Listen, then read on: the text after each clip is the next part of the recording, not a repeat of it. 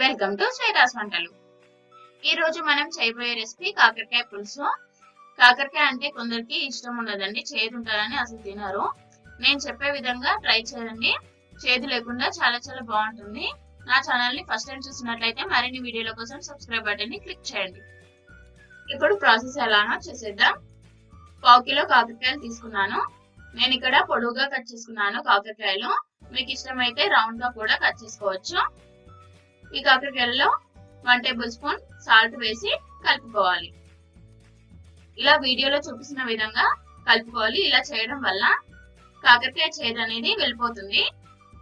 దీంట్లో ఉప్పు వేసి కలపడం వల్ల చేదు మొత్తం వెళ్ళిపోతుంది. దీంట్లో కొద్దిగా వాటర్ యాడ్ చేసుకొని 2-3 సార్లు కడిగి తీసుకోవాలి.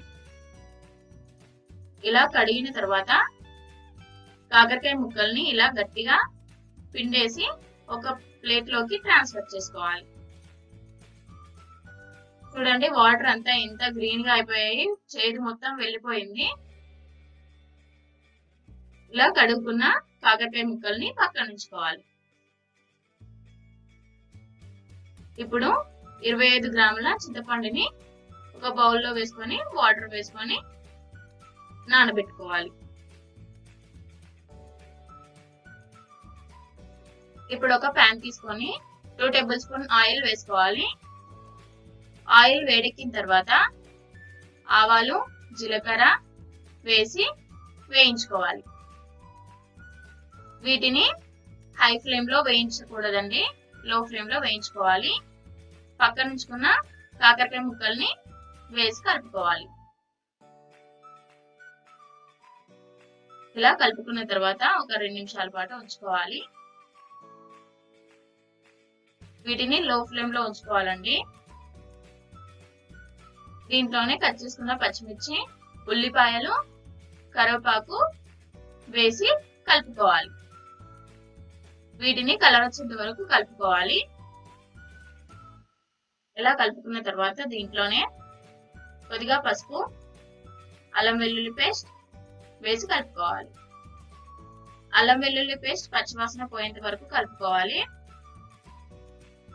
1 టేబుల్ స్పూన్ కారం, 1 టేబుల్ స్పూన్ ఉప్పు, 1 టేబుల్ స్పూన్ ధనియా పౌడర్ వేసి మంచిగా కలుపుకోవాలి. ముక్కలకు పట్టేలా కలుపుకోవాలి.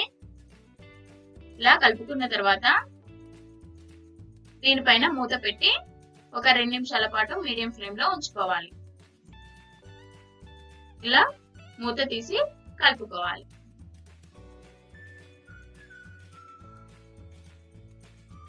ఇలా ముందుగా నానబెట్టిన చింతపండు నుండి రసాన్ని తీసి ఇందులో వేసుకోవాలి. ఇలా మొత్తం కలుపుకున్న తర్వాత దీనిపైన మూత పెట్టి 5 నిమిషాల పాటు మీడియం ఫ్లేమ్ లో ఉంచుకోవాలి. ఇలా మరుగుతున్నప్పుడు మూత తీసి కలుపుకోవాలి. చూడండి, మనకి ఈ విధంగా ఉంటే సరిపోతుంది. మరీ చిక్కగా కాకుండా మరీ పల్చగా కాకుండా పులుసు సరిపోతుంది. ఇలా ఉంటే ముక్క కూడా ఉడికిపోయింది. 1 నిమిషం పాటు కలుపుకోవాలి. ఇలా కలుపుకున్న తర్వాత కొద్దిగా కొత్తిమీర వేసి గార్నిష్ చేసుకుంటే సరిపోతుంది. అంతే అండి, ఎంతో టేస్టీగా కాకరకాయ పులుసు రెడీ. ఎప్పుడు తినని వాళ్ళు కూడా ఇలా చేస్తే తింటారు. మీరు కూడా ఒకసారి ట్రై చేయండి. Thanks for watching the video.